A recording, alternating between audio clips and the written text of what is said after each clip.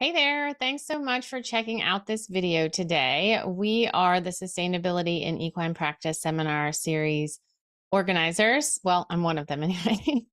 And we are really excited and looking forward to sharing more content, free content, bite-sized content, helpful content throughout the rest of the year.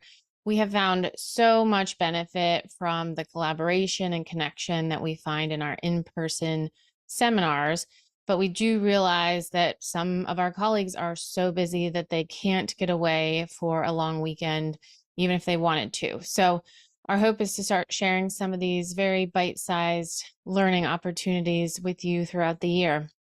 We have so many great speakers and people involved in the organization, and luckily lots of them are willing to share their knowledge with us. So this video is an example of one of those people. Jessie Carr is a fan favorite, has become a beloved friend of ours, and has a lot of knowledge in overwork from her time spent rushing around at Google. So, she knows where we're coming from, and she always makes it super applicable. This is just one of the types of content examples that we'll be sharing. It's a video, but it's easy to listen to on your next drive. There's not much on the slides. It's a great complement to the Vet Truck Confessional series that we've also started recording as a podcast, which is released under the Whole Veterinarian podcast, and more of those will be coming out as well. But we hope you enjoy this. We hope it's a little bit helpful and gives you a little bit of knowledge to help make your life and workday a bit better. Thanks. Hi there, and welcome to Rest is More Than Sleep. Today, we are going to talk about 7 different types of rest. My name is Jessie Carr. I am the founder of the Linger movement, and I have been a part of the SEPS events since the beginning, and I'm excited that there's even more going on now and that I will be part of the upcoming event happening in the fall. So for those of you that have not met me in the past, and for those that I haven't met, as I said, my name is Jessie. I am a lifestyle and mindfulness mentor. I am a coach. I am a preacher of pause. And really, I am obsessed in helping and guiding people to get out of autopilot, to get out of the rut, to get out of the overwhelm, and truly embrace and experience and be part of life. I love to blend together the practical, the scientific, and the experiential through the Linger movement, which is the brand that I have created. It is really all about finding ways to slow down, to pause, to breathe, and to savor this life that each of us get. It's very easy to get overwhelmed and to have so many things going on that we forget about the teeny tiny little things. And rest is, of course, one of those things. So we're going to start with a question. There are slides that I have created, but I welcome you to just listen. The slides are mostly for my sake and also for folks that really like to have a visual. There's not tons and tons of information on them, but if you like to read along or have something as a reference, those are there for you. So when you hear the word rest, what comes to mind? I'm just curious, and obviously think about this for yourself. You can sit with this question. What is the immediate thought or feeling that comes to mind? For me, a long time ago, I would have said, oh God, that's for some other time. That's what I do on the weekends. I certainly don't do a lot of it. It's not something that I prioritize. And my answers obviously have changed in the last few years where I really have embraced rest, but there's this mentality very often that we can get wrapped up in that's like, rest is for when I'm dead, which is very, very morbid, but a lot of people do have that mindset that, I can rest when. And so I'm here to preach and to tell you that rest is not a dirty word. It's not a bad thing. It's actually something that is incredibly critical for all of us. And it's not something that we have to earn. I think we get in our minds, and we have been, in many cases, socialized to believe, this, I can rest when I do X, or when I finally finish this project, or I finally finish all of this schooling, or I get through all of these things at the end of X season, I will be able to rest. And for me, rest is all about how do you incorporate it into little pockets throughout your day. And we will talk all about that as we continue on. Rest is not about escaping. It's really about finding where you maybe have a deficit and how you can refill and refuel and re-nourish yourself so that you can show up in the best version possible in that given moment, in that given day, for yourself, for your family, for your clients, for the animals, for whoever and whatever it is. So rest really is more than just sleeping and naps. It is rejuvenation. It is nourishment across every aspect of your being, your mind, your body, your soul, however you want to think about it.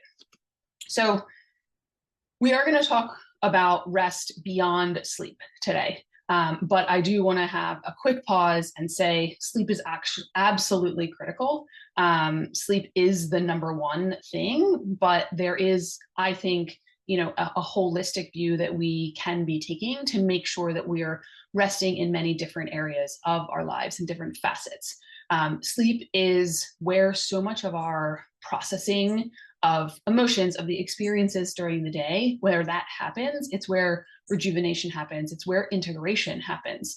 So if you are not getting enough sleep, you're not allowing your body to go through the cycles and through the integration processes, the rest and digest that it really needs to do on a daily basis. But there is more to feeling fully nourished, fully energized, and rested. So we'll take a look at rest from this holistic perspective. So according to the work of Dr. Sandra Dalton-Smith, there are 7 types of rest. So it's her work that this is based on and that I have sort of dived into, and really I love rest and I love sleep, and being able to look at it from this sort of holistic perspective makes a ton of sense to me, again, without not including sleep. So physical, mental, emotional, sensory, social, creative, and spiritual make up the 7 different types of rest that Dr. Dalton-Smith has kind of created this framework around. So we're going to go through each of them, talk a little bit about what that kind of looks like, what it sounds like, and some different examples of how you can actually implement or, add little pockets of types of mental rest or sensory rest throughout your day. My whole goal through this presentation, as well as everything that I do, is how do I make it really sort of bite-sized, tangible, and practical for people? If you have a rest practice or a yoga practice or a meditation practice that's 45 minutes, that's fantastic. But for a lot of people, that's very, very overwhelming, especially as a place to start. So my goal is to provide you with different ideas and be thinking about, as we go through it, oh yeah, how could I incorporate that into my, in between seeing horses, or in between, going out to different locations that I have to go to, or being with my family or my kids or whatever it might be. For me, as we talk about holistic, it's also how do you integrate these things into your everyday, and how do you make it very, very simple without overwhelm, without just adding one more thing to the to-do list. So we will jump in and talk about physical rest. So physical rest really is allowing the body to slow down, to turn off, and to regenerate. That is absolutely imperative for the well-being of our physical, mental, and emotional health. As I mentioned earlier, sleep is the most powerful tool. That would be considered passive physical rest. So being able to make changes to create new habits, we absolutely need to sleep, because neuroplasticity of our brains is really only able to be taken advantage of when we are rested, when we're not in that fight or flight. If we're in fight or flight mode and we're not nourishing ourselves, we're not actually allowing our bodies to slow down, we can't actually take advantage of making the changes and creating the new habits and having the personal growth that we really desire. So passive physical rest is going to be something like sleeping. Am I getting my 7, 8, 9, whatever, hopefully hours of sleep a day? Maybe it's adding naps into there. Finding the different places where you can really make passive physical rest a priority.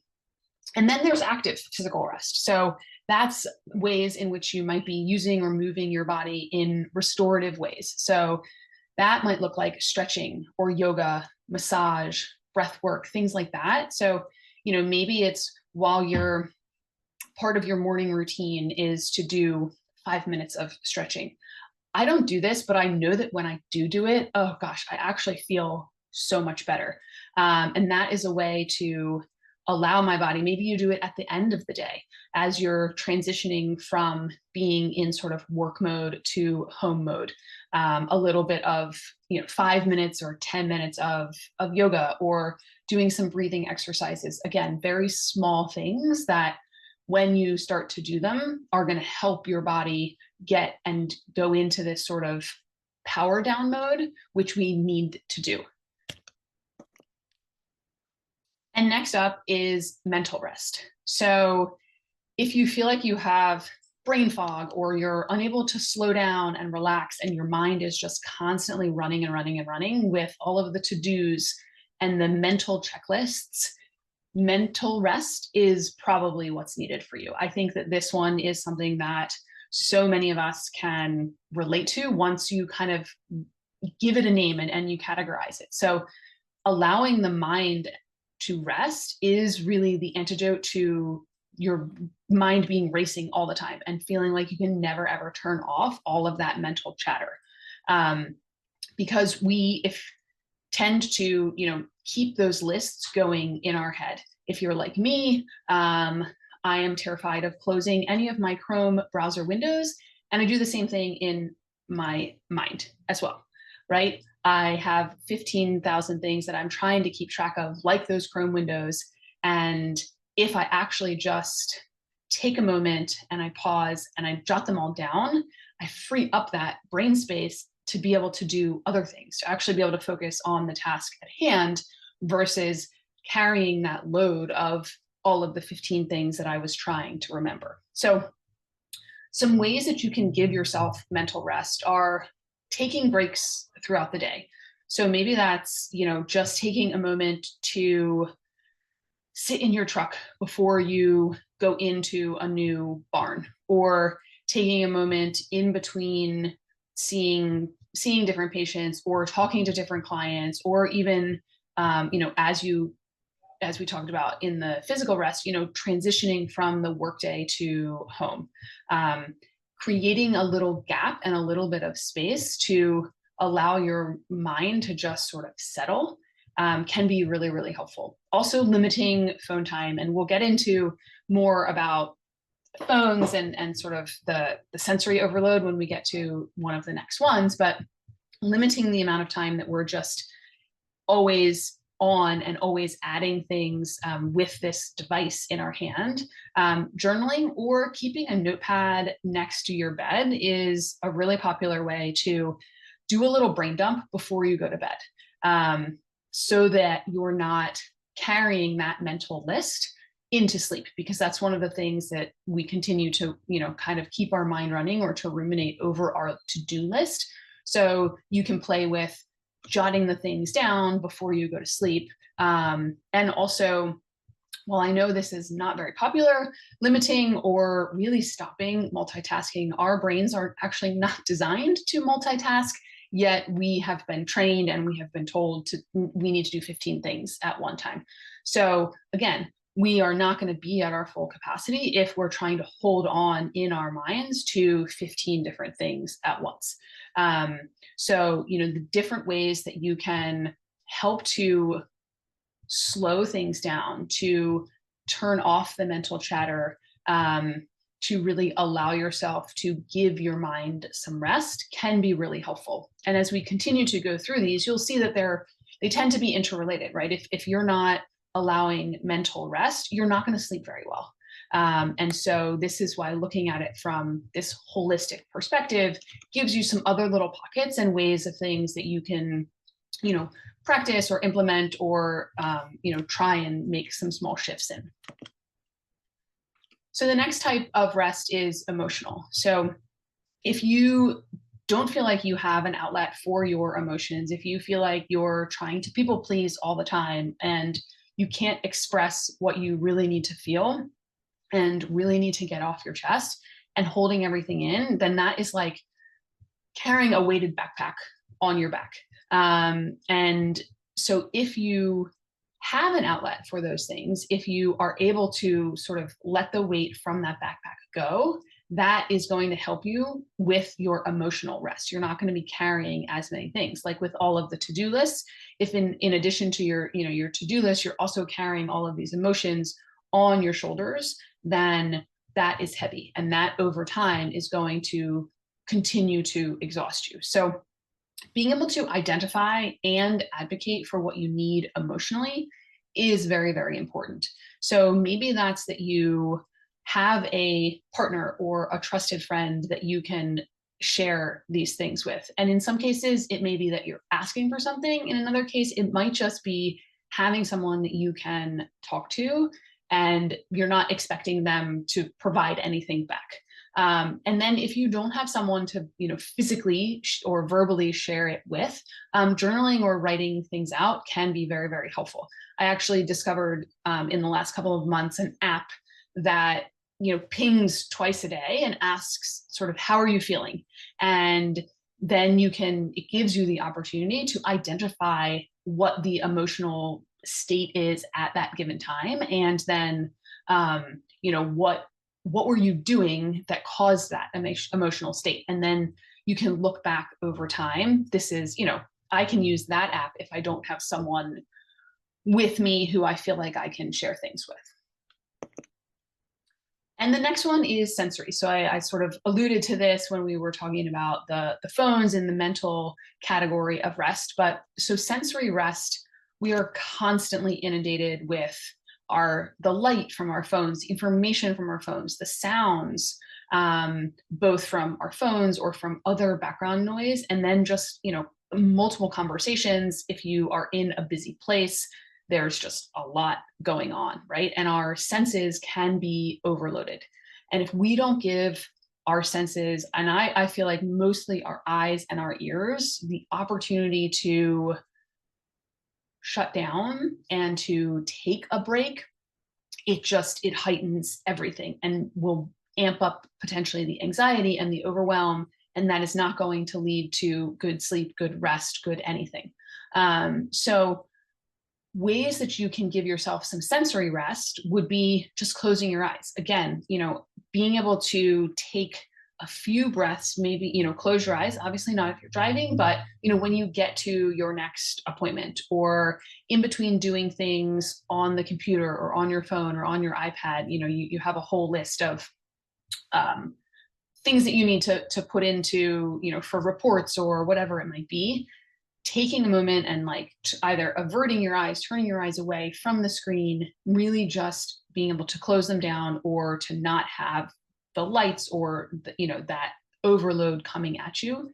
Being in nature, for those of you who have the opportunity to get outside, to go to beautiful locations and just take a moment before or after an appointment to step away from the hustle and the bustle of the barn or whatever it might be, and being, maybe it's just, taking 2 minutes longer to get back to your car.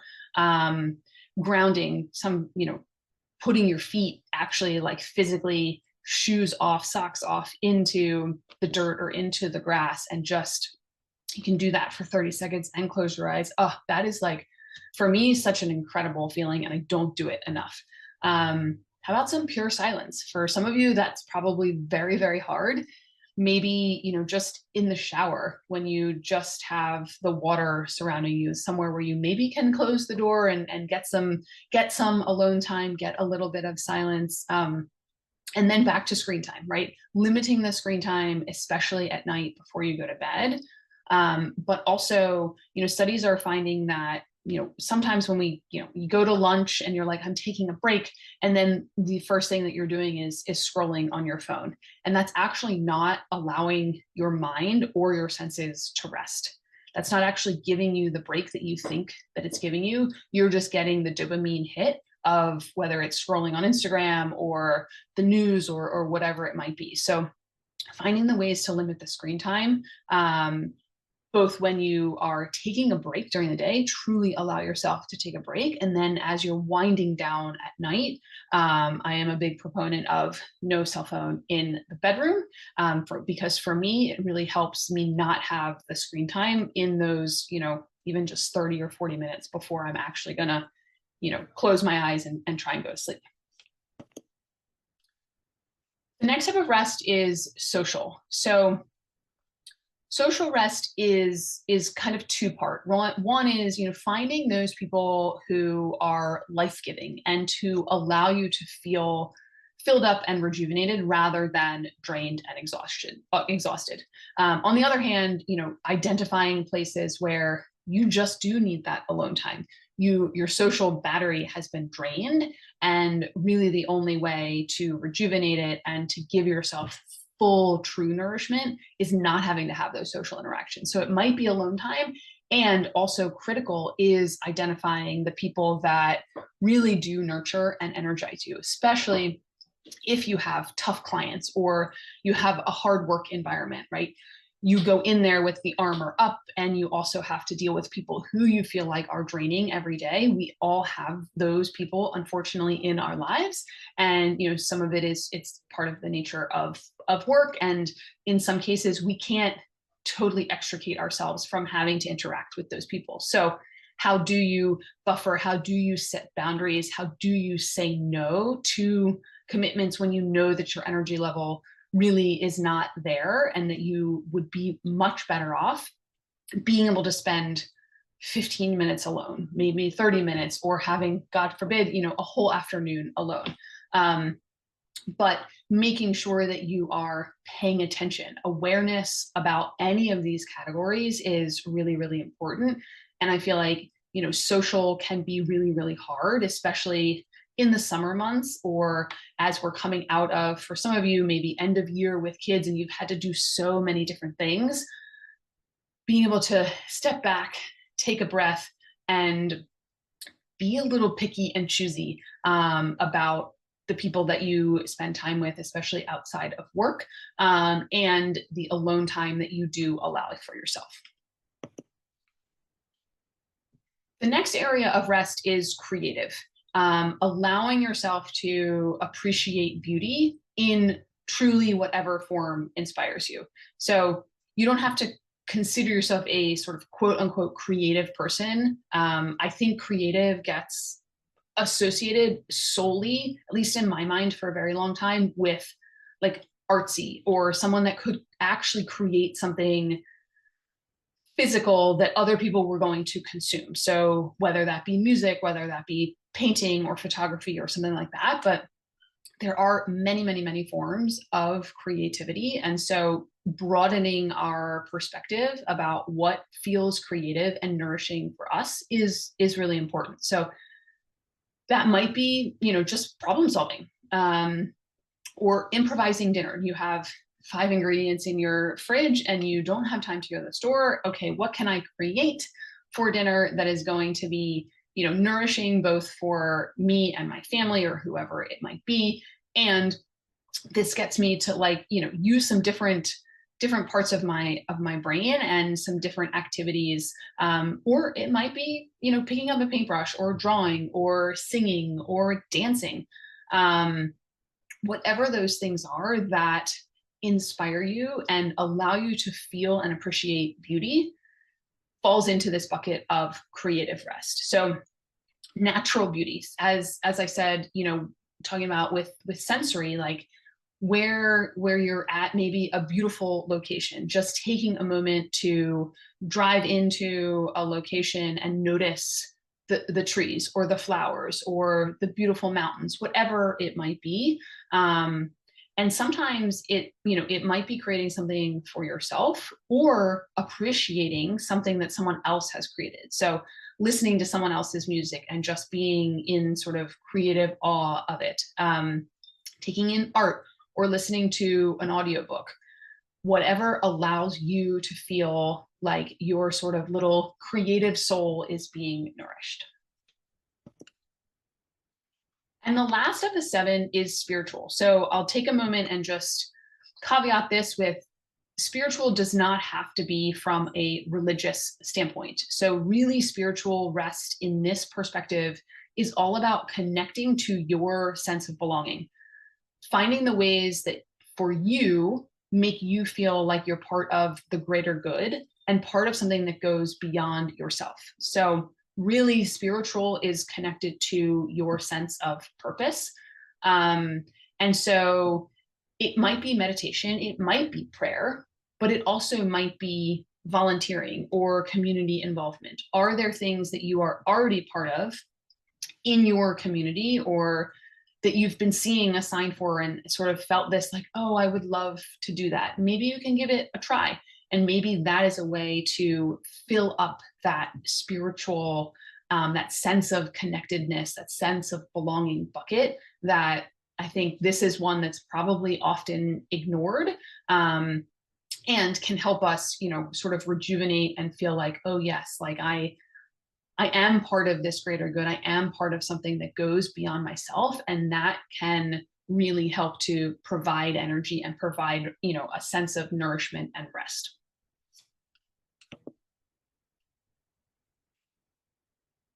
So now that we've been through all 7 of the different types of rest, I invite you to take some time, whether it's now and you want to pause the video or in the future later, just keep this question in mind. Sort of what kind of rest do I need? What areas do I feel nourished and really well rested and feel like, oh yeah, like those areas are life-giving for me? And then in what areas do I feel depleted?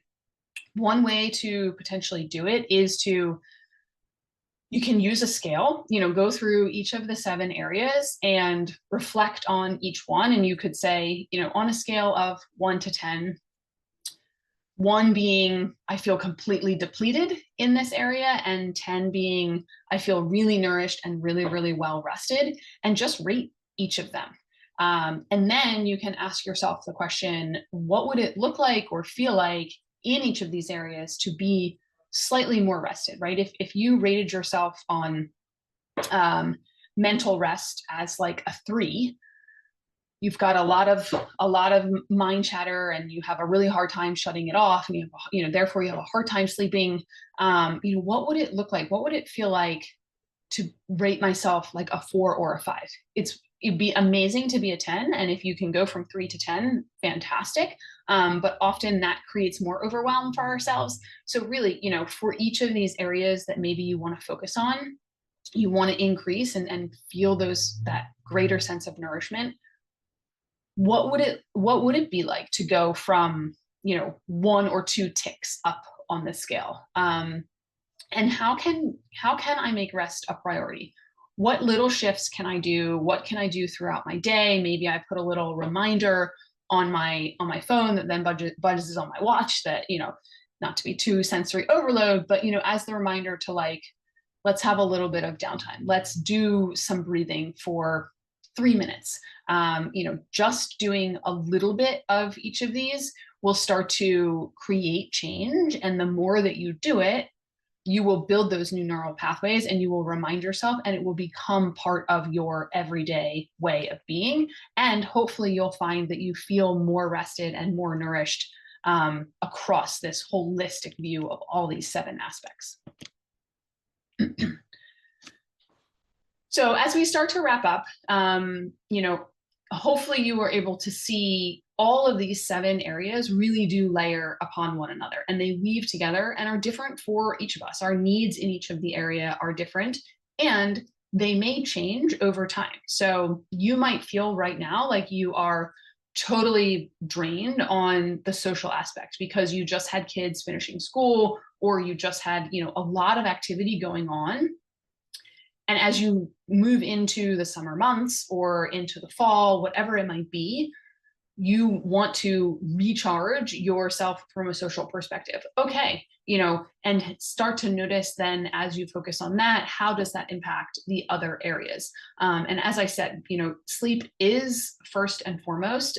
Being able to nourish ourselves and to have good sleep hygiene is really, really important. And all of these other areas impact our ability to sleep well. And if we don't sleep well, we are going to then feel the downstream effects in our everyday life. So my invitation is to find the practices, the activities, and the moments that really feel best for you and lean into them. Again, these are going to be different. It's not prescriptive.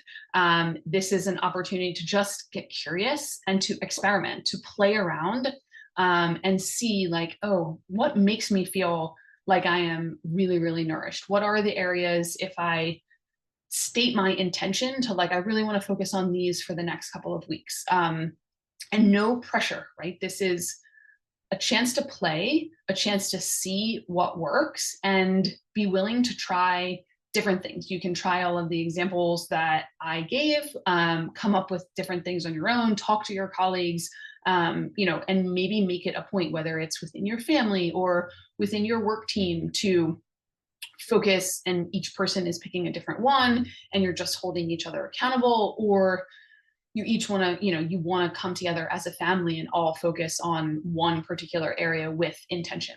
Whatever works for you, this is your invitation and your permission to go for it. So that wraps up all of the official content. If you want additional support, I am totally here for you. You can find me at jessiecarr.com. You can find me, you can email me, jessie@jessiecarr.com, or on Instagram at the Linger Movement. Also, as I said, these 7 types of rest come from the work of Dr. Sandra Dalton Smith. And so she has a book out that you can read that covers all of this material. She also has a rest quiz that you can take, to kind of give you insights based on how she's categorized things to determine what areas you might have deficit in and want to focus on. I think it's 10 or 15 questions and it gives you a point scale. I believe it's restquiz.com. But if you Google search her or Google search, rest quiz, I'm sure that it will come up. So if you have anything, if you want to connect, I am here for you. And for those of you who will be coming to the upcoming SEPS event, I look forward to seeing you then. Bye-bye.